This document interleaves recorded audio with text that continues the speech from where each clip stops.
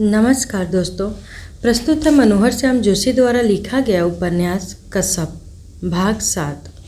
Bevel सा विचाराधीन प्रश्न यह है कि क्या प्यार इसी को कहते हैं। सिनेमाई गीतकार ने नायिका से चिरौरी भरे स्वर में पूछवाया है यह प्रश्न। इतना तो बता दो कोई, हमें क्या प्यार इसी को कहते हैं। इसी के अंतर्गत क्या कुछ आता है। इसकी विस्तृत सूची भी संलग्न की है नायिका ने। और अब मैं सहृदय पाठकों से अनुमति चाहूँगा कि यही प्रश्न बेबी की ओर से इसी रूप में दोहराऊं, सूची अलबत्ता नई संलग्न करके। यही मुझे सिनेमाई गीतों का इतना अधिक सहारा लेने के लिए नायक नायिका की ओर से, अपनी ओर से विज्ञ पाठकों से क्षमा याचना करना भी आवश्यक प्रतीत होता है। मुझे विश्वास है कि वे लाचारी समझेंगे और उनकी सहानुभूति मुझे और इस कथा की वह पात्रों को समान रूप से प्राप्त हो सकेगी। प्रेमोपयोगी काव्य का हिंदी साहित्य में शोचनीय दारिद्र्य है। संस्कृत काव्य रीतिकालीन, भक्तिकालीन काव्य और उर्दू शेरो शायरी का सहारा वे ले सकते थे, किंतु एक तो वे इनसे सुपरिचित नहीं हैं, दूसरे इनसे नितांत सामंती सा रंग मिलता है। प्यार को जो लोग तंत्र में अभिष्ट नहीं, अस्तु सिनेमा गीतों का ही संबल है। हिंदी कवि क्यों प्रेमोपयोगी काव्य नहीं लिख सके।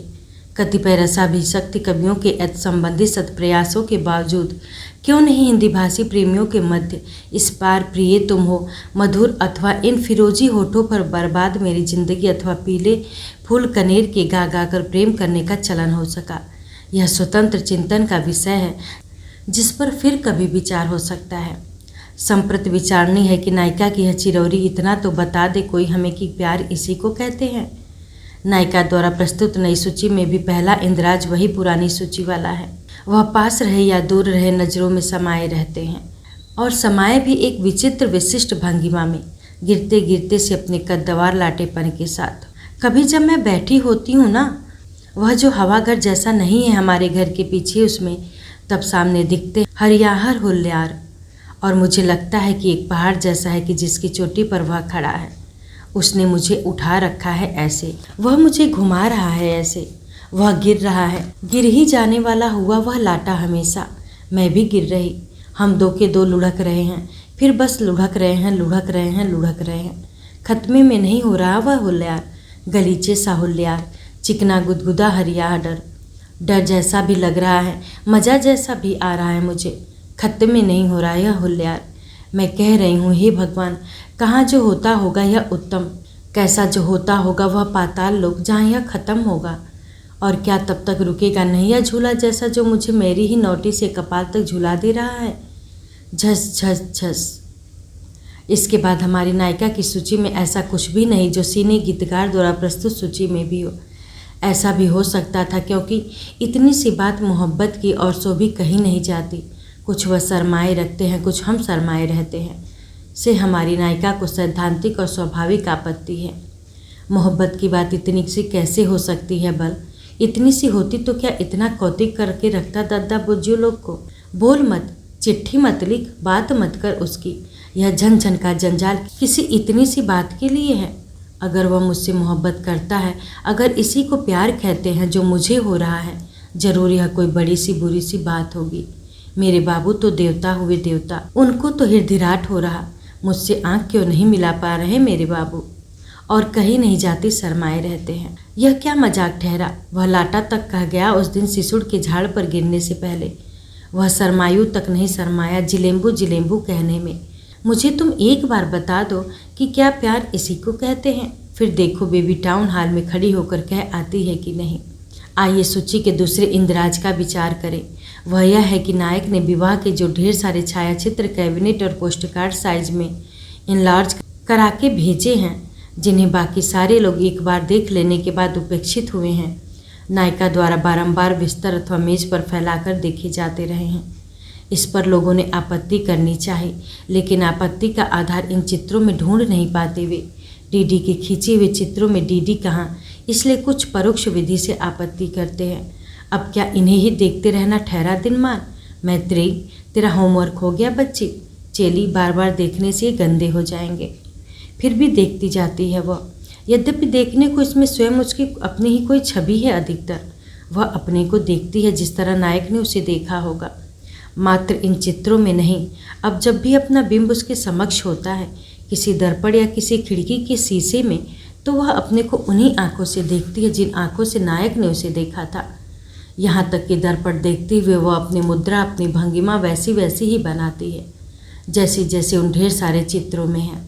नितांत प्रीतिकर रूप से अपरिचित रूप से प्रीतिकर लगती है बेबी तब बेबी को। और कभी क्या होता है ना, सुनकर तो हंसेगी, हंसती तो मैं भी हूँ। जब मैं आईने के सामने खड़ी इस तरह देखती हूँ अपने को, एक जाने कैसा सा और ही सा ख्याल आ जाता है मन में। जैसे मेरी आंखें उसकी आंखें हो रही हैं, वैसे मेरा और भी सब उसी का सा उसका ही नहीं हो सकता क्या? हाँ, वह भी बीच में बोल मत बदतमीज। सब उसी का सा उसका ही सा नहीं हो सकता क्या? क्या मैं इस सेली को जो दिख रही है आईने में वैसे ही चाह सकती हूँ जैसा कि वह लाटा इसे चाहता है? लेकिन क्या होता है ना, जब मैं हाथ बढ़ाती हूँ कि इसका हाथ पकड़कर जिलेम्बू कह दूँ तो मेरे हाथ कुछ नहीं आता। इसी करके मैं पहले तन के खड़ी हो जाती हूँ और फिर थोड़ा सा झुका कर ना गर्दन और कमर को ऐसे जैसे वह झुका रहा था लाटा, देखती हूँ कि यह चेली भी ठीक वैसे ही झुकती है मेरे सामने। देह के अतिक्रमण की यह इच्छा, लिंग के परिवर्तन की अलिप्सा प्यार के लक्षण के रूप में सुधी जनों के समक्ष विचारणीय रहे। तीसरा इंद्राज किंचित संकोच के साथ, क्योंकि मेरे अनेकानेक पाठक ऐसे हो सकते हैं जो कामसूत्र बिसरा बैठे हों और जॉनसन एंड मास्टर्स अभी हृदयगम न कर पाए हों।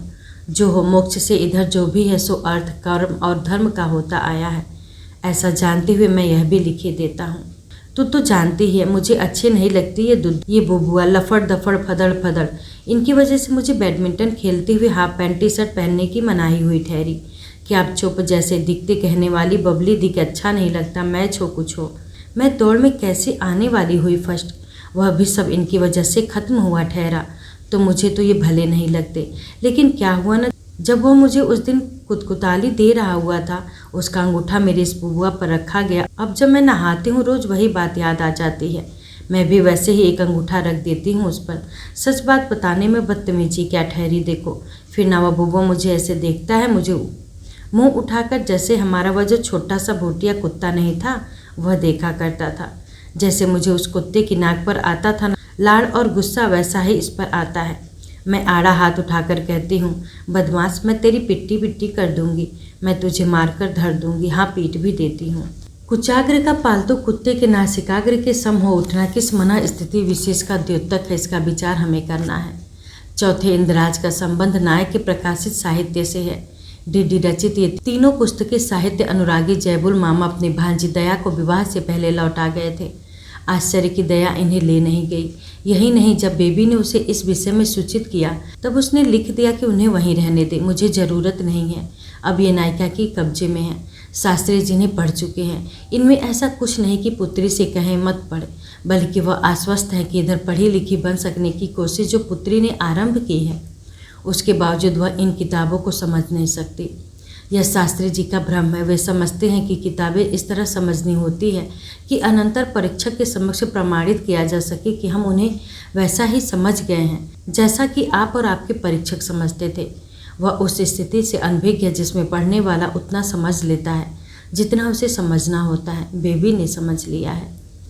एकांकियों में दो ही उसने समझे। पहले में एक नाटक का रिहर्सल चलता रहता है और खूब गड़बड़ होती है।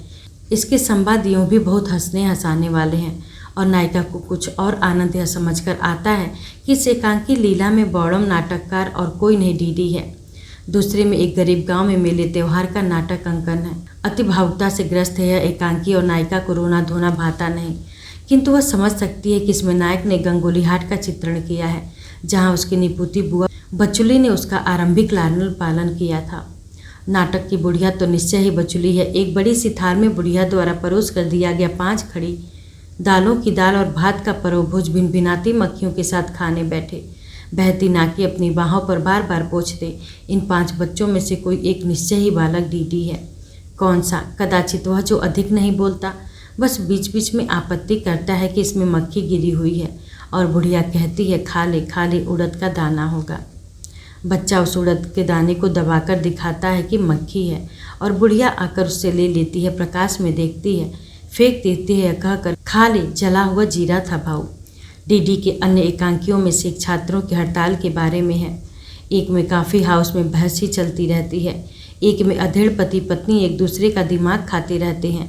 एक में मध्यम वर्गीय परिवार के लड़ाई झगड़े लोकमंच की शैली में किसी पौराणिक लीला की प्रस्तुत किए गए हैं और एक में शिव पार्वती का पौराणिक कथानक मध्यम वर्गीय बाने में मंच पर उतार दिया गया है। इन तमाम एकांकियों में नायिका के समझने योग्य कुछ भी नहीं है। इसके अतिरिक्त कि डीडी बहुत होशियार है। डीडी की कविताएं भी नायिका को इसी स्तर पर छूती हैं कि देखो बाबा हो कितने सारे पन्ने रंग रखे उस लाटे ने और कैसी हाई तबाही मचा रखी है। जला दूंगा उजाड़ दूंगा आ गया हूँ छा गया हूँ। ओ बाबा डीडी जलाएगा उजाड़ेगा आएगा छाएगा बदल डालेगा दुनिया। डीडी तब तो बेर ही बदलेगी दुनिया। और यह तुम मेरे लिए लगा रखी क्या। तुम हंसी जब मैंने दुखड़ा सुनाया मेरा दर्द तुमने टुच्चिया ही पाया। टुच्ची है मेरी सच्चाई स्वीकारता हूँ सावधानी सच्चाई का ही घूसा तान अब मारता हूँ। तुम्हारी सर्वज्ञ मुस्कान पर मारेगा तो मैं नहीं मारूंगी देखो। दो ही कविताएं नायिका को पठनीय प्रतीत होती हैं। पहले जिसकी टेक है यह नाम तेरा छोटा सा बेबी भी तो छोटा सा ही नाम हुआ किंतु यहाँ एक अन्य ही नन्ही मुन्नी संज्ञा संबोधित होती है क्रांति। कवि का हताश मन अपने एकांकीपन के साथ दोहराता है जब कभी जहाँ कभी घबराता है यह नाम उसका छोटा सा और पाता है कि अनगिन एकांकी कंठों से यही नाम फूट रहा है बोलगा से गंगा तक। नहीं यह बेबी के बारे में नहीं। दूसरी कविता में 4 पंक्तियाँ उसे पसंद आती हैं। फूल को मैं देखता हूँ फूल मुझको देखता है फूल का मैं देवता हूँ फूल मेरा देवता है। मैं उसकी देवी हुई क्या उस मरे देविया की। अब ऐसा करूँगी उससे कहूँगी कोई भला सा गीत लिख दे जिसे मैं गा सकूँ जैसे मन मोर हुआ मतवाला किसने जादू डाला। नायिका का मन डीडी की कहानियों में रमा है इसलिए कि इनमें पहाड़ी जीवन के चित्र हैं और यह पहचान सकना सरल है कि डीडी किस चरित्र के रूप में स्वयं प्रस्तुत हुआ है या किस चरित्र से उसे सहानुभूत है। ज़्यादातर कहानियाँ तो हैं ही उत्तम पुरुष में और कहानियों का मैं 16 आने डीडी है। फोटो विचित्र सी लंबी कहानी है जिसमें आरंभ में एक विभत्स फोटोग्राफ का वर्णन है। 2 व्यक्ति एक मरे हुए अधेड़ व्यक्ति की लाश इस तरह उठाए हुए हैं कि उसके चेहरे का फोटो आ सके। मरे हुए व्यक्ति की कहानी के बहाने लेखक ने निर्धन पंडितों के एक वंश की दुख गाथा प्रस्तुत की है। नायिका अनुमान कर सकती है कि यह डीडी के ही पूर्वज की कहानी है। एक कहानी है प्यारी सी का ले कौवा बच्चों के कुमाऊनी त्यौहार का वर्णन है इसमें। यह त्यौहार नायिका को भी पसंद है। इसमें बच्चों को विभिन्न चीज़ों के रूपाकार में बने व्यंजनों की मालाएं पहनाई जाती हैं और बच्चे इन व्यंजनों के टुकड़े कौवों को फेंक कर तुकबंदियों में अपनी फरमाइश पेश करते हैं। ले कौवा फूलो बैड़ी के दे भलो भल धूलो। डीडी ने इस त्यौहार के बहाने निम्न मध्यम वर्गीय परिवार की क्षुद्र किंतु अतृप्त इच्छाओं का हृदय द्रावक वर्णन किया है।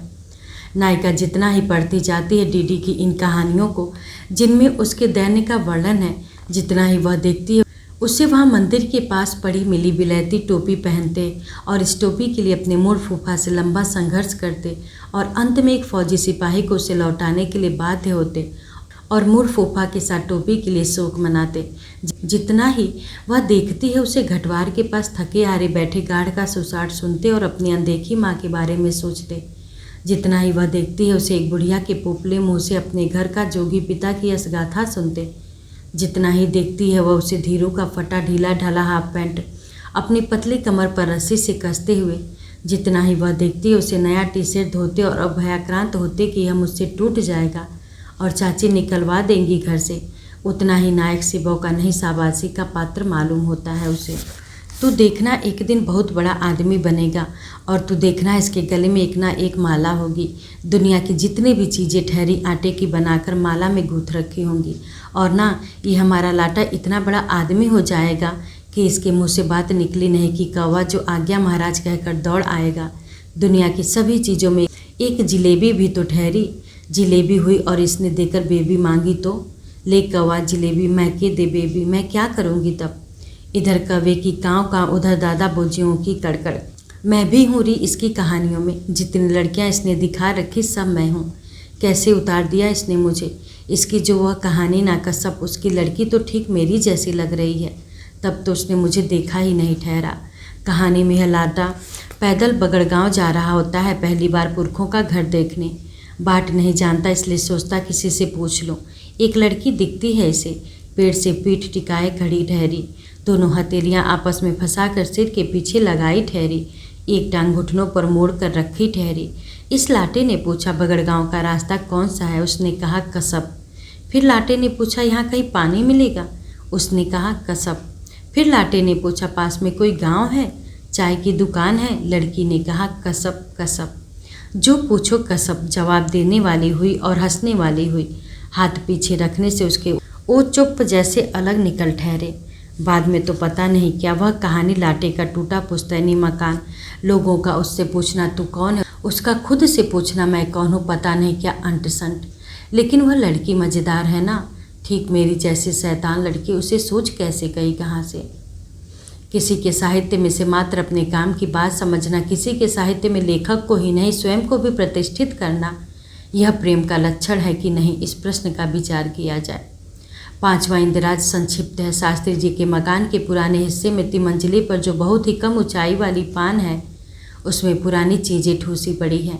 वहाँ एक पिटार में शास्त्री जी की माँ का शादी का जोड़ा रखा है, जिसमें से सोने चांदी की या उनके काम वाली तमाम चीज़ें उतार ली गई हैं।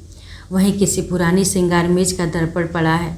नायिका कभी कभी इस पान में सिर झुकाकर घुस जाती और छत की दुंदारों से बचती बचाती पिटार खोलकर वह जोड़ा निकाल लेती है।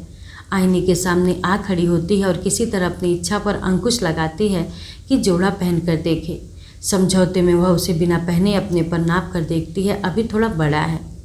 विचारणीय प्रश्न, क्या दादी का जोड़ा आजमा देखना प्रेम हो जाने का प्रमाण है? 6ठा इंदिराज। नायिका बहुधा तुकबंदियाँ जोर जोर से गाने लगती है जो बच्चों को सुनाई जाती हैं। उरकुच्ची मुरकुच्ची धाम धरो कुच्ची, लैया लैची पीतल कैंची ओढ़े की चलियाँ, कस कस भैछन वृंदावन में गेंद खेलन छन, ओढ़ मोढ़ दैड़ी हाथी दैड़ी खुट्टी ठुसुकी ठासुकी निमोरी नामोरी ले, उरचाभी मुरचाभी दाम रखो चाभी, मुरमुरे इलायची पीतल कैंची, लुहार की लड़कियां कैसी कैसी हूँ, वृंदावन में गेंद खेलती भई, ओढ़ मोड़ दायां हाथ दायां पैर ठूस ठास मोड़ माड़ला, चू मुसी चू ताल गाड़ियाँ ग्यू माल गाड़ा जौ पाको, चढ़िको पुछौड़ पाको, चढ़ ढ्वाला ले लागो, चू चूहिया चू निचले खेत गेहूँ उपरैल खेत जौ पके, चिड़िया की पूछ पकी चिड़िया सुसरू की खून लगा, चिड़िया फुरफुआ। नायिका द्वारा इस प्रकार शिशु गीतों का गाया जाना आगामी कल्पित वात्सल्य का गदगद पूर्वाभास है। खोए हुए बचपन का गदलश्रू स्मृत्याभास और दोनों ही स्थितियों में इसका प्रेम में होने अथवा न होने से क्या और कितना संबंध है, इसका मनोवैज्ञानिक दृष्टि से विचार अपेक्षित है। ध्यातव्य शास्त्री जी को चिड़िया भुरभुआ इस पद की प्रतीकात्मकता चिंतित करती रहती है।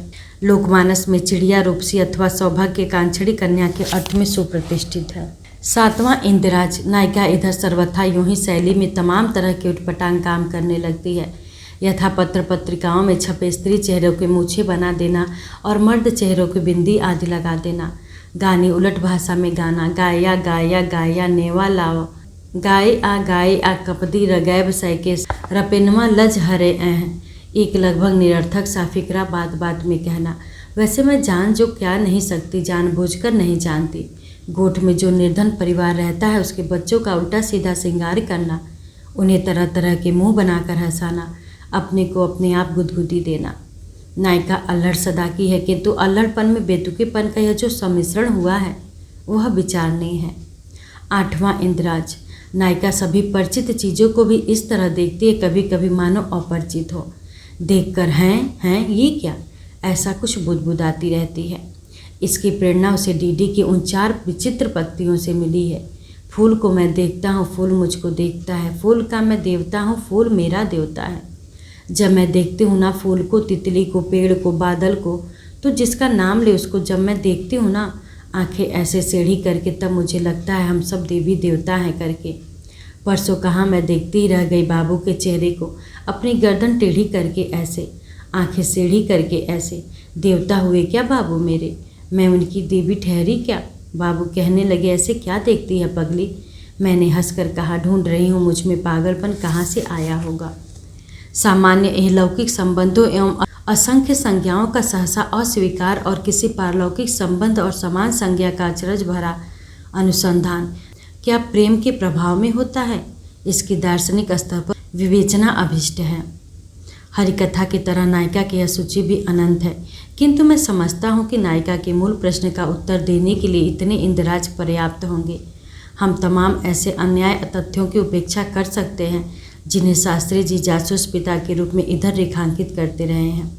नायक से पत्र व्यवहार बंद करा दिए जाने पर और नायिका द्वारा नायक का कहीं कोई उल्लेख न किए जाने से अन्य स्वजन जन भले ही आश्वस्त हों, शास्त्री जी आशंकित हैं बराबर।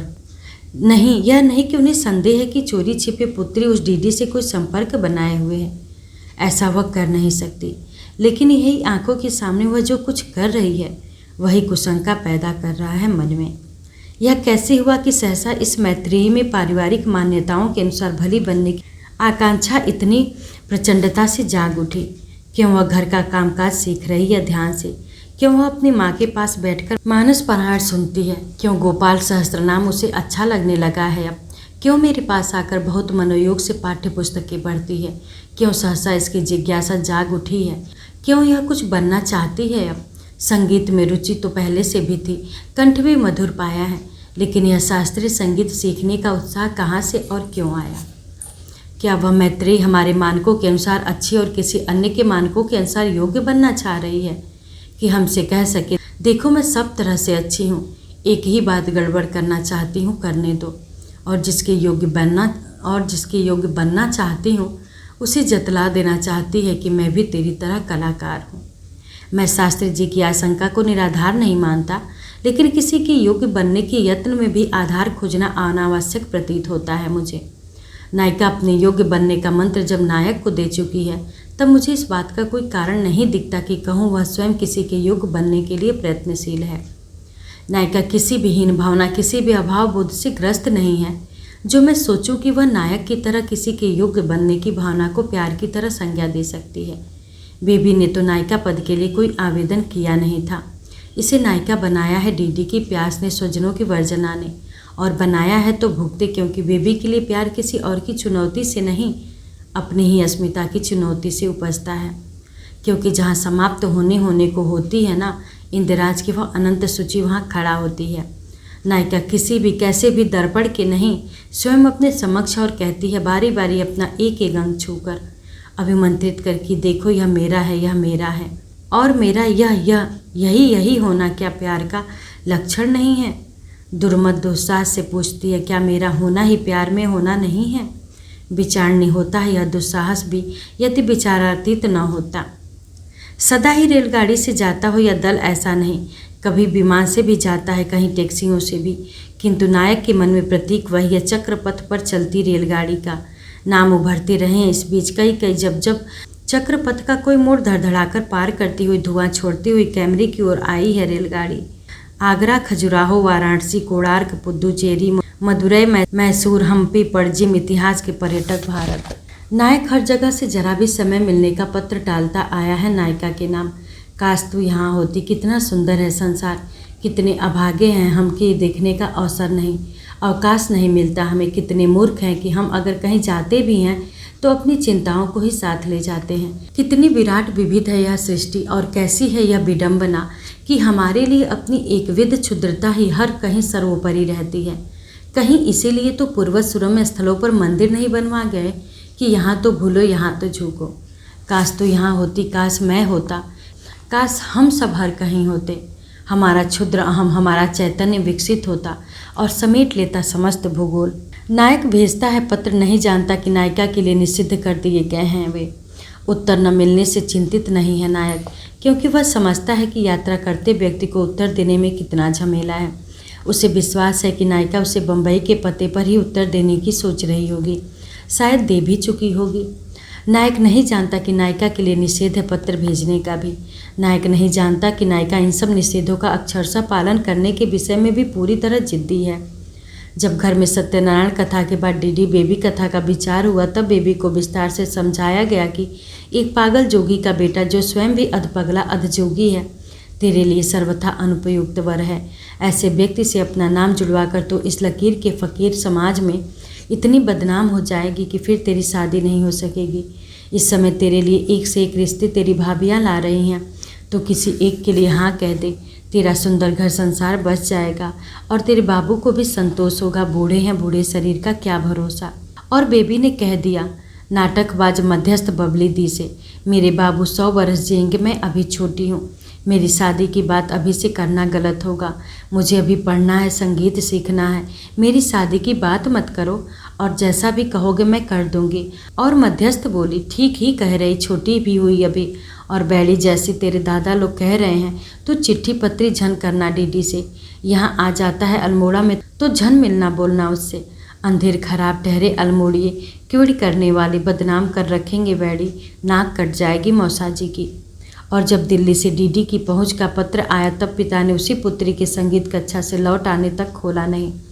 पिता ने घर के बाहर चोरी छिपी बगीचे में ही पुत्री को देना चाहा वह पत्र, किंतु पुत्री ने नहीं लिया और सीढ़ियों की ओर बढ़ते हुए कहा, उसका होगा, मुझे और कौन लिखता है। पिता का हाथ पत्र लेकर बढ़ा रहा। पुत्री बगैर मुड़े सीढ़ियाँ चढ़ती रही और फिर पिता वहीं फूलों की क्यारियों के पास कुर्सी डालकर बैठ गया। पढ़ता गया एक पत्र और सुनता रहा पुत्री के कंठ से फूटती मुल्तानी की चीज। का जानो रे अरे को लोगवा, जो कुछ बीती हमरे मन पर पीरे का जानो। पीऊ परदेसवा संदेशवा न पठाई, अंधारंग उनके गुण गावत धीरे का जानो। और अनुभव करता रहा इस आंगन पर प्रकाश का छिड़छिड़तर होता जा रहा।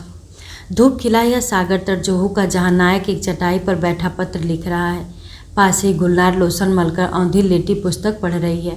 अपनी 2 पीस की ब्रा के स्टेप उसने उतार रखे हैं ताकि टैनिंग के बाद उसके निशान न रहें। आज सारा काम समाप्त होने के उपलक्ष्य में छुट्टी मनाई जा रही है। कल गुलनार चली जाएगी। गुलनार बहुत प्रभावित हुई है डीडी के काम से, जिसने सचमुच यह बहुत अच्छा सहायक दिलवा दिया। सिने कला समझता है, अपने देश की सांस्कृतिक विरासत से परिचित है और पाश्चात्य दृष्टिकोण से अनभिज्ञ नहीं है।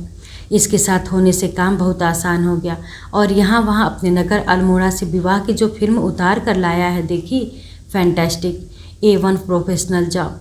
और जरा सोचो, इसके साथ कुल एक सहायक था। भीड़ वाले छोटे से कमरे में शूटिंग करना, और सो भी रात में, और सो भी हाथ में पकड़े हुए कैमरे से। समझ में नहीं आता इसने कर कैसे लिया। मैंने तो इसे कैमरा इसलिए दिया था कि हम मान सके कि इसे टैक्सी पर भेजा जा रहा है तो काम से। मैं समझती थी कि हद से हद प्राकृतिक दृश्यों की कुछ फुटेज ले आएगा जो क्रेडिट्स के पीछे के मोन्ताज में डाली जा सकेगी, लेकिन यह तो 3 रोल एक्सपोज कर ले आया और रसीद देखकर मैं दंग रह गई। शूट करते हुए बगैर किसी पटकथा के दिमाग में ही फिल्म संपादित किए चले जाना कमाल है। और म्यूजिक भी इसने अपने मित्र मोहन उप्रेती से कितना हॉटिंग मंगवाया है। कमेंट्री के लिए इसके नोट्स कितनी अच्छे हैं। मुझे पता नहीं हमारी और फिल्में कितनी अच्छी होंगी, लेकिन इसके स्वतंत्र काम जो 2 रीलर निकलेगी वह निश्चय ही समीक्षकों को मुग्ध कर देगी। यह लड़का जीनियस है और जानता नहीं कि जीनियस है। गुलनार ब्रा को संभालते हुए पीठ के बल लेट कर कहती है डीडी से, यू आर जीनियस, डिड जा नो दैट। डीडी उस कागज़ से नज़र उठाता है जिस पर वह बेबी को पत्र लिख रहा है और गुलनार के विषय में विस्तृत सूचना दे रहा है। अभी अभी जो वाक्य उसने पूरा किया वह इस प्रकार है, मैं समझ नहीं पाता उसकी निरंतर प्रशंसा को क्या समझूं। गुलनार की ओर मुस्कुराते हुए देखता है लवर बॉय डीडी और पूछता है, सेज हूँ? किसने कह दिया मैं जीनियस हूँ? सेजमी मैं कहती हूँ, ऐसा बताते हुए स्ट्रिप ठीक करती हुई बैठती है गुलनार। हंसती है और कहती है कि इतने जीनियसों के साथ सो चुकी हूँ कि पहचानने में मुझसे चूक नहीं हो सकती। यह परिष्कृत प्रेमी पूत की भूमिका है, इसलिए झेपते हुए भी डीडी कहता है, वेल खैर यह तो रहने दो। वह उससे सटकर पूछती है, खैर क्या? तुमने जीनियसों की यह जो परीक्षा तय कर रखी है वह अभी गालिबन मैंने पास नहीं की है। गुड हेवेंसेस, खिलखिलाकर कहती है गुलनार। हाँ, वह परीक्षा तो रह गई है, लेकिन अगर मैं पूछूं कि क्या यह बात तुमने मुझे पटा देखने के लिए कही है तो क्या जवाब होगा? वही गुड हेवेंस नो। वही डुबकी लगाने आओगे? तुम्हें पता है मैं तैरना नहीं जानता। वह एक सुंदर सा लड़का है, बस नाचना नहीं जानता, तैरना नहीं जानता। वह एक चिट्ठी लिखना जानता है बस। उसे जो एक प्यारी सी लड़की है बस। लड़की जवाब नहीं देती बस। डीडी झूठ बोलता है, जवाब देती है वह लड़की। देती है सच क्या? यही कि तुम्हारे बारे में सोचते हुए मैं गरमा उठती हूँ। ऐसी बातें नहीं लिखती वह। क्या वह लिखती है? वह लिखती है उसे बड़े और बुरे शहर से बचकर, खासकर वहाँ की कुतियों और चुड़ैलों से। गुलनार हंसकर कहती है, देखती हूँ खतरों के प्रति वह तुमसे ज़्यादा सजग है। दौड़ती हुई गुलनार जा मिली है ऊंची ऊंची लहरों से। बहुत विश्वास से उन पर कूदती फलांगती आगे बढ़ती है और फिर इत्मीनान से तैरती है। डीडी जल्दी जल्दी पूरा करता है पत्र। जब वह उसे लिफाफे में बंद कर चुका होता है तब गुलनार पानी से निकलकर आती है भीगी भीगी। हाथ खींचकर उठाती है अनमने डीडी को, आओ नहाओ। डीडी के पास नहाने के लिए कपड़े नहीं है। कोई बात नहीं। विचित्र लग रहा है डीडी धारीदार कपड़े के कच्छे में और उसके ऊपर झूलते मैले पड़े यहाँ वहाँ से गठीले हो गए ग्यो पवित्र में। यज्ञोपवीत जिसे वह कई बार उतार चुका है और हर बार फिर पहन चुका है श्राद्ध तर्पण के लिए, जो लगा गए हैं पूजी उसे पैदा करके 3 पीढ़ी तक याद किए जाने की। उन अनदेखे माता पिता को पूजी लाभ देता है यह यज्ञोपवीत। गुलनार देखती है और हंसती है, मुंह पर हाथ रखकर, नहीं सर पीछे को झुकाकर, झोल झाल कर हंसती है। बैग में से कैमरा निकालती है और डीडी का फोटो खींचती है इस विचित्र वेश में। सेकेंड थ्रेड वह पूछती है, तुम्हारी जनेऊ? या वह कहता है हाँ। वह पूछती है, तुम्हें आस्था है इस गू में? वह कहता है, मैं पैदा ही इस गू में हुआ। वह कहती है, मैं गू में जन्मा और उसमें ही मरूंगा। वह कहता है, जी। नाराज, नहीं चलो नहाए। वह उसे देखती है अपने साथ साथ चलते हुए सारस चाल में। कद तो अमेरिकियों जैसा है, लेकिन यह अमेरिकी किसी नाजी नज़रबंदी कैंप से आया मालूम होता है। पतली पतली टांगे, कबूतर सीना, एक एक पसली साफ नजर आती हुई, और इसे तैरना नहीं आता। घुटने घुटने पानी में ही उठक बैठक सी करने को नहाना मान ले रहा है और पानी को हाथों से छपाछप भी बच्चों की तरह रहा है। कमान वह उसका हाथ अपने हाथ में लेकर उसे गहरे पानी की ओर ले जाती है। मुझे तैरना नहीं आता। वह हाथ छुड़ाकर वापस जाना चाहता है। वह कहती है, मुझे इतना आता है कि दोनों ही तैर सकेंगे। लहरें अब उसके सीने से टकरा रही हैं। फेन उसकी आंखों में आ रहा है और जब लौटती हैं लहरें, तब उसे अपने पैरों तले की धरती वस्तु तक खिसकती मालूम होती है। नेत्रों का निर्वाण तो नहीं, आमोद निश्चय ही दे रहा है यह जोड़ा। एक अधेड़ किंतु स्वस्थ सुंदर सुडौल नारी और एक अस्वस्थ बेडौल लड़का। एक औरत जिसका दादा हिंदुस्तानी था, बाप आधा हिंदुस्तानी आधा अंग्रेज और माँ फ्रांसीसी। एक मर्द जिसके पूर्वज बगड़गांव के तिवारी थे। एक औरत जिसकी अभिनेत्री माँ ने इमारती लकड़ी का धंधा करने वाले अपने भारतवंशी पति को तलाक दिया था। 7 साल की बच्ची को लेकर कैरियर की तलाश में फिर से निकली थी और जिसने जब बच्ची 12 साल की थी एक अमेरिकी नाटक दिग्दर्शक से विवाह कर लिया था। एक मर्द जिसके पिता जोगी और जादूगर थे, जिन्होंने एक ऐसी क्षयग्रस्त युवती से शादी की जो एक बीमार से बच्चे को जन्म देकर मर गई। एक औरत जो 2 बार शादी, 6 बार प्रेम और अनगिनत बार संभोग कर चुकी है। एक मर्द जिसने अपनी पहली बार प्रेम शुरू किया ही है और नारी भूगोल से अपरिचित है। एक औरत जो रहस्यमय पूर्व संधान करके जा रही है। एक मर्द जो प्रगतिशील पश्चिम के माध्यम से आधुनिकता लाभ करना चाहता है। उसके लिए मार्क्स, फ्रायड अंग्रेजी में ही उपलब्ध है और गीता उपनिषद भी। एक औरत जो 2 के बराबर अकेली तैरना जानती है। एक मर्द जिसे तैरना तक नहीं आता। तैरना नहीं आता डीडी, इसलिए अब गुलनार पर लगभग लटक गया है।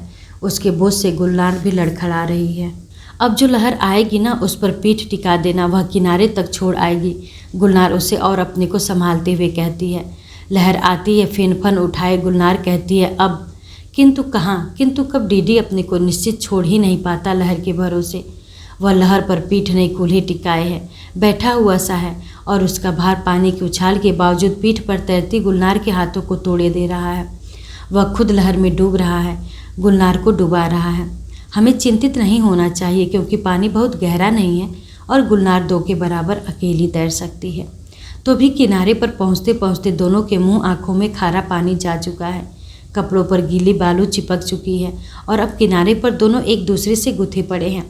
गुलनार मुंह में परा पानी थूकती है और पूछती है, मुझे डुबाने का इरादा था, और चूम लेती है उसे। आओ, गुलनार उसे घसीटती है और इस बार ठीक से बालक। यह भी अनुभव अभ्यास से ही आता है, अपने को लहरों को सौंप देना, डूबने के लिए नहीं, किनारे लग जाने के लिए। किंतु बालक अनुभव अभ्यास के लिए प्रस्तुत नहीं हो पा रहा है क्योंकि वह इतना खारा पानी पी गया है कि उसे खांसी आ रही है, मतली उठ रही है। गुलनार आकर उसकी पीठ थपथपाती है और फिर चौंक कर कहती है, तुम्हारा जनेऊ? डीडी देखता है अपने बाएं कंधे को जिस पर अभी मैले धागे नहीं हैं। बह गया जनेऊ। उसे पानी में घुसने से पहले उसका गले में फंदा सा बना लेना चाहिए। किंतु गुलनार वैसे ही उतना हंस रही है। यही कहीं होगा, कहते हुए गुलनार खोज में जुट जाती है। परेशान मत हो, वो गुलनार से कहता है, क्या सदा पहने रहना जरूरी नहीं होता? कुछ जादू वादू नहीं होता उसमें? होता होगा, मेरे लिए नहीं। मैं खुद कई बार उतार कर अलग रख चुका हूँ और फिर पहन चुका हूँ। कितना सुविधाजनक। वह हंसती है, वह झेपता है और उसे तब बताता है कि श्राद्ध तर्पण के विषय में।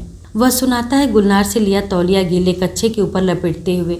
वह सुनती है गाउन ओढ़ते हुए, कुछ कहती नहीं। सामान उठाकर वे सागर तट पर बने होटल की सीढ़ियाँ चढ़ते हैं। गुलनार सावर लेती है, फिर पूल में तैरती है। डीडी सुनाता रहता है अपना अतीत और वह बगैर कुछ कहे सुनती रहती है। इस अतीत में उसका भविष्य। जितने भी कर्तव्य लोग हुए हैं आज तक, वह अपने से कहती है, सबके सब दरिद्र, रूढ़िग्रस्त और अतिशय भावुक समाजों से जन्मे हैं, चोट खाए हैं। आकांक्षा की दौड़ में आहत भूखा सबको पीछे छोड़ता आया है। यह भूखा भी आगे बढ़ेगा, यद्यपि यह पर्याप्त क्रुद्ध नहीं है। कुछ तृण सा रुआंसा सा होगा इसके क्रोध में, इसकी कला में, किंतु वही पश्चिम में इसे अनूठा पंदे डालेगा। हाँ, इसे पश्चिम ले जाना ही होगा। गो वेस्ट यंग मैन, वह पुल से बाहर निकलते हुए कहती है, पश्चिम जा नवयुवक, और अगर नहीं जाएगा तो याद रख, पश्चिम तेरा अपहरण करके ले जाएगा।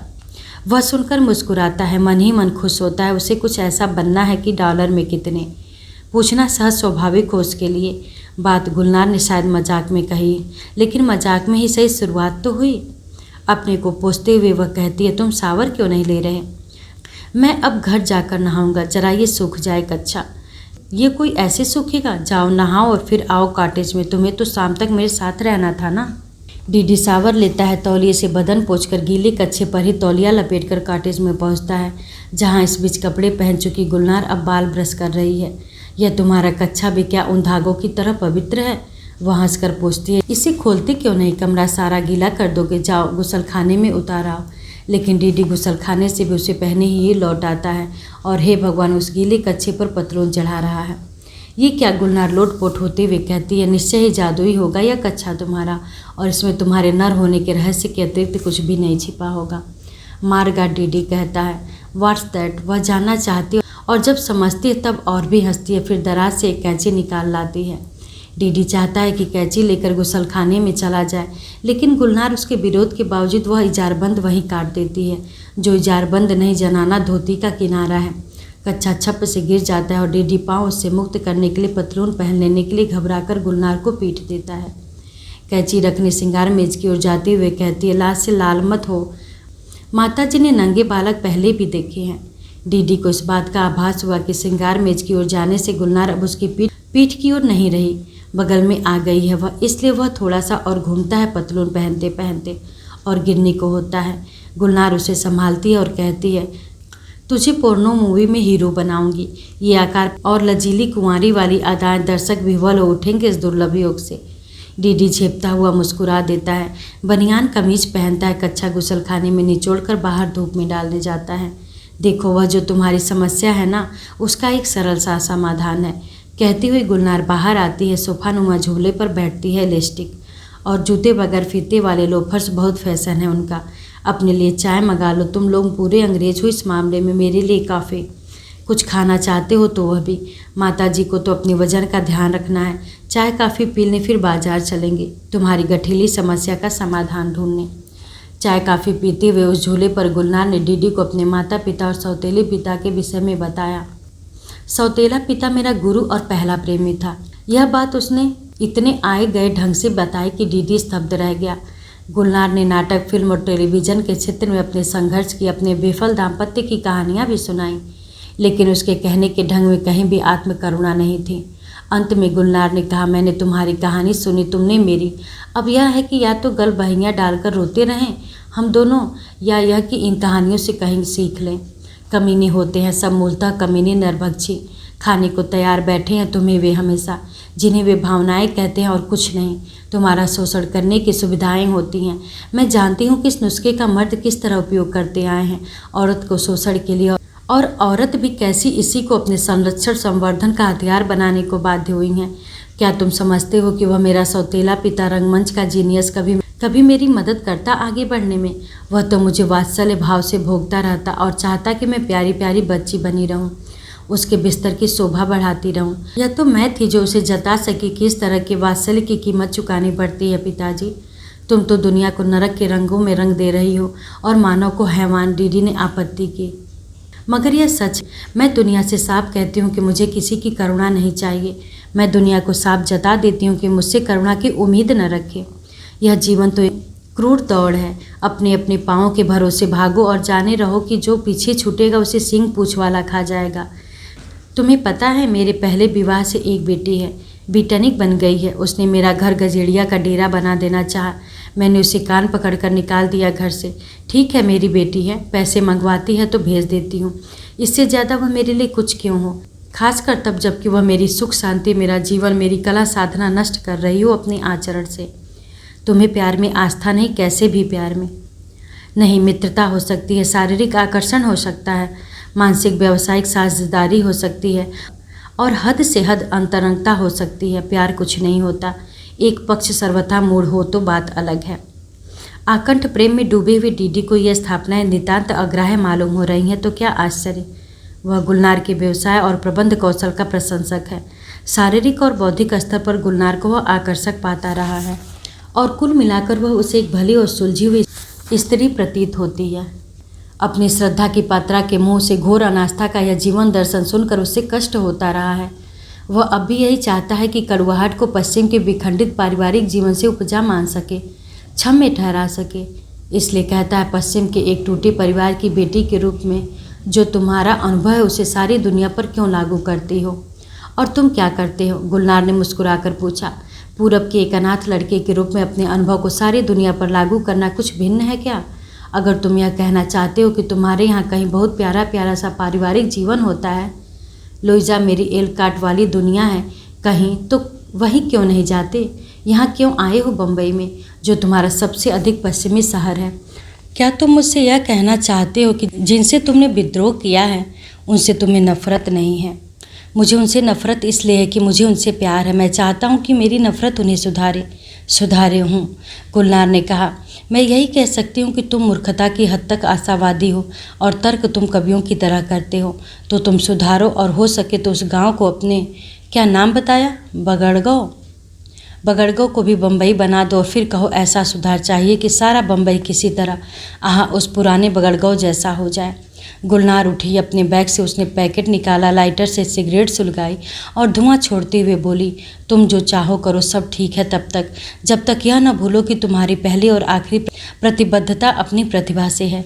तुम किसी के बेटे नहीं, किसी के बाप नहीं, किसी के पति नहीं, किसी के प्रेमी नहीं। तुम केवल तुम हो और उतने भर हो जितना तुम अपने तुम होने के नाते करते हो। बाकी सब भावनात्मक गुण है। सिगरेट। डीडी को ये लंबी पतली मेंथाल वाली अमेरिकी सिगरेटें पसंद नहीं हैं, लेकिन एक ले लेता है। गुलनार अपने लाइटर से सुलगा देती है। कस लेते हुए डीडी विचारमग्न हो जाता है। किस सोच में पड़ गई? गुलनार उसकी चिबुक उठाकर पूछती है, स्तब्ध होकर मेरी कुतियापंथी जीवन दर्शन से। मैं सोच रहा हूँ कि जिसे तुम अंतरंगता कहती हो वह प्यार के बिना कैसे हो सकता है, प्यार से भिन्न कैसे हो सकता है? प्यार दाता या भिखारी होता है। अंतरंगता कुछ मांगती नहीं, दे रही हूँ औगर दानी बनकर, इस भाव से कुछ देती नहीं। और हाँ, अंतरंगता को बिना मांगे कुछ मिल जाए तो वह धन्य भी नहीं हो जाती।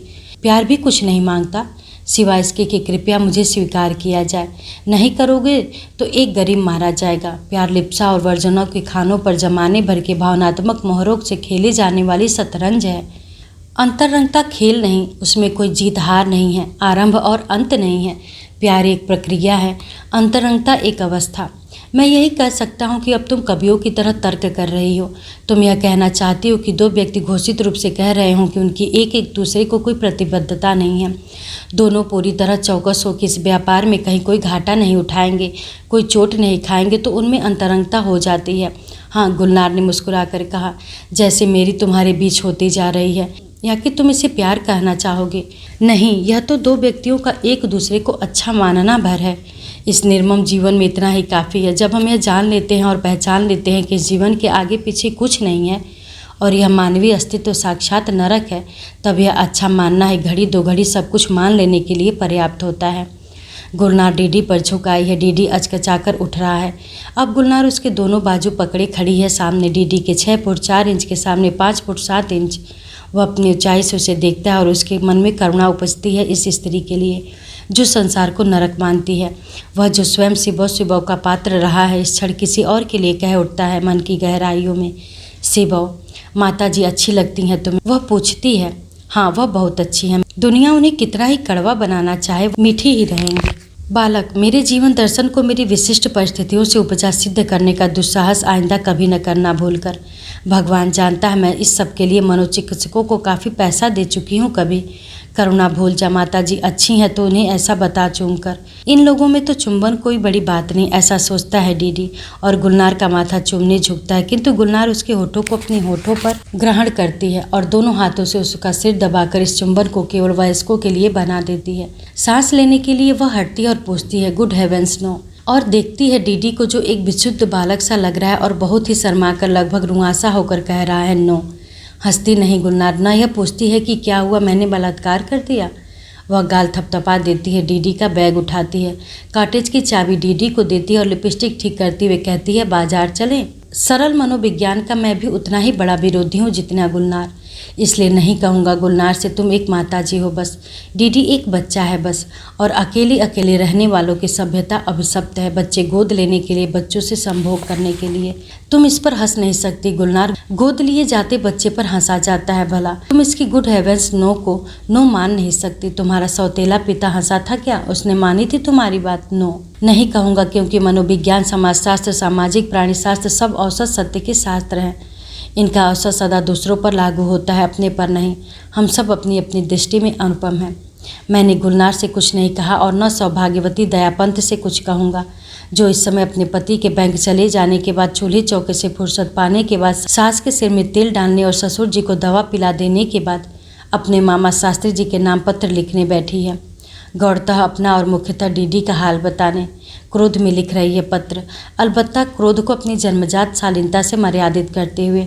मैं कुछ नहीं कहूँगा, क्योंकि मेरे कहने न कहने से कहानियाँ बनती बिगड़ती नहीं। यह सब प्रारब्ध में था, ऐसा भी कहने को अब मन नहीं करता। फल ज्योतिष वंश परंपरा के आग्रह से सीखा है, पर उम्र के साथ साथ उस पर से आस्था उठती गई है। यह मानने को जी नहीं करता है कि उसने हम कीड़े मकोड़ों में से एक एक का पूरा जीवन चरित खुद गढ़ा है। मुझे लगता है कि एक विशिष्ट ढंग से उसने फेंक दिया है हमें कि मडराओ और टकराओ आपस में। समग्र पैटर्न तो वह जानता है, एक एक कड़ की नियति नहीं जानता।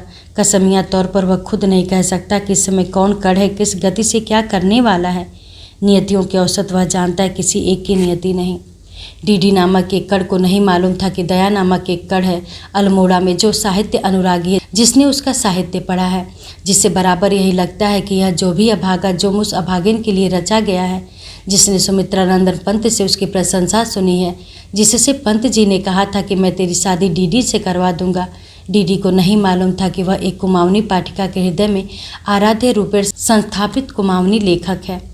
इस डीडी ने जो सुयोग से दया को पंत जी से हुई बातचीत के तुरंत बाद ही मिल गया था नैनीताल में, दया को बार बार ठुकराया। दया के रिश्तेदार, खासकर बेबी मानो, दया को अपमानित करने के लिए बार बार डीडी से उसके विवाह की बात उठाते रहे और वह मजे से ठुकराता चला गया।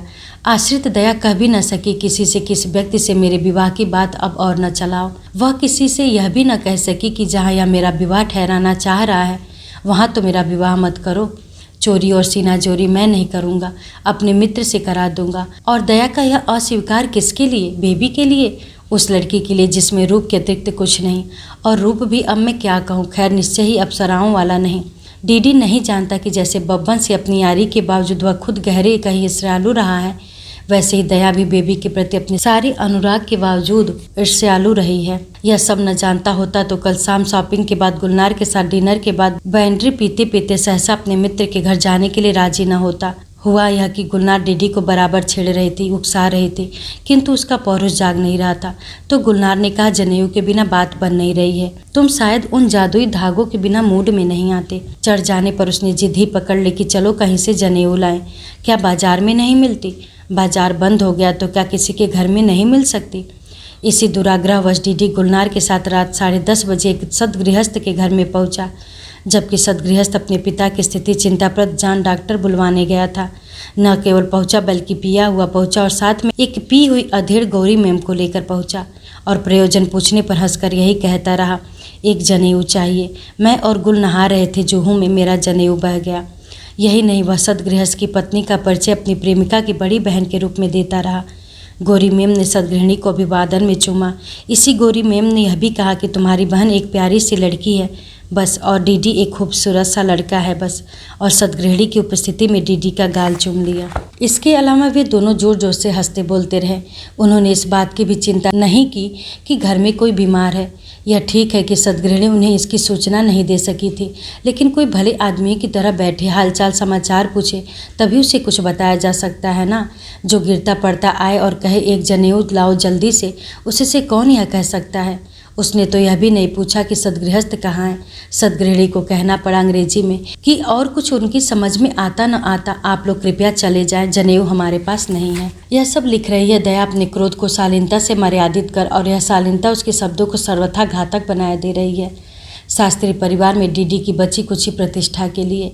और यह भी औसत का सत्य है कि वह यह सब बदला लेने के लिए लिख रही है। दया का सत्य है कि यह पत्र वह उस व्यक्ति के अपने कर्तव्य का पालन करने के लिए लिख रही है जिसने उसे पढ़ाया लिखाया, किसी योग्य बनाया।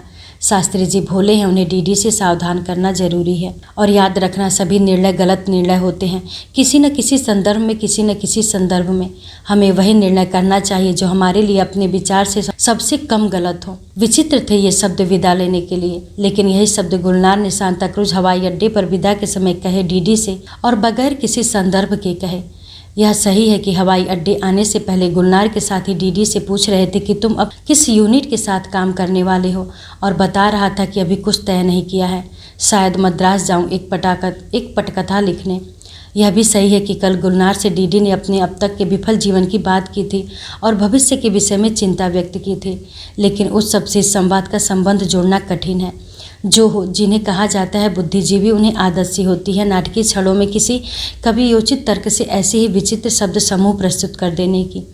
निश्चय ही गुलनार को इस तरह सीधी सपाट बात नहीं कह सकती थी कि दूध जरूर पी लिया करना, जनेऊ किसी पंडित से लेकर पहन लेना, मुझे चिट्ठी जरूर लिखना, और बेबी वाली बात अब आगे मत बढ़ाना। द्रष्टव्य रहे कि यह जो कह पाते हैं इतनी सीधी सपाट बात, उनकी आंतरिक तर्क भी कवियोचित हो रहे हैं। हृदय सबके होता है, और औसत हृदय स्वार्थ का निलय है। स्वार्थ सदा परमार्थ बोलता है। जो कहते हैं कि हम यह सब तुम्हारी भलाई के लिए कह रहे हैं, वह यह भी कह रहे होते हैं कि तुम्हारी भलाई में ही हमारी भलाई है। गुलनार उससे हाथ मिलाती है, फिर उसके गाल पर चुंबन वस्तुतः अंकित कर देती है, और विमान पर बैठने से पहले की जांच के लिए भीतर जाते हुए उसे हाथ हिलाती है और कहती है, अच्छा बच्चे बने रहना और माताजी को याद रखना।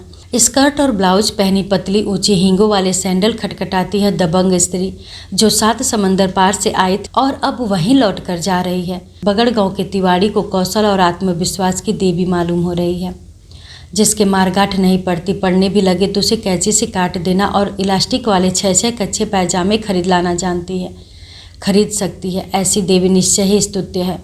स्मरणीय है इस बालक के लिए जो अब विदा देने वालों दीर्घा में जा खड़ा हुआ है। इस अंधेरे में वह गुलनार को नहीं देख सकेगा, किंतु संभव है कि गुलनार घूमकर उसे देख ले। गुलनार देख रही है कि नहीं, वह नहीं जानता। वह अपनी ओर से हाथ हिलाए जा रहा है और अब देख रहा है कि एक विमान की रोशनियों को तेजी से रनवे पर दूर दूर दौड़ते उठते, ऊंचाई पर टंगते से और तनिक घूमकर अनदेखे आकाशों में खो जाते। बगड़गांव के तिवाड़ी बरकले जा बच्चे, गो वेस्ट यंग मैन, हो जा सवार उगड़ घोने पर। वह जो तेरे तन में खड़ा है ना, आज भी पुश्तैनी घर का खंडहर उसके क्रेता वही हैं, और जो तेरे स्वप्न में खड़ा है एक भव्य भवन उसके विक्रेता वही हैं। मैं डीडी को यहीं छोड़े जाता हूँ, हवाई अड्डे के शौचालय के वॉश बेसिन के दर्पण के सामने, जहाँ वह देख रहा है अपने एक गाल पर 2 होठों की लिपस्टिक छाप को, और अपनी तर्जनी से उसे इस तरह विलंबित लय में मिटा रहा है कि लगता है सहला रहा है। मैं खेद प्रकाश करता हूँ वानजेलिस का इलेक्ट्रॉनिक संगीत, जो नायक को अति प्रिय है, अपरिहार्य कारणों से यहाँ नहीं दिया जा सका है।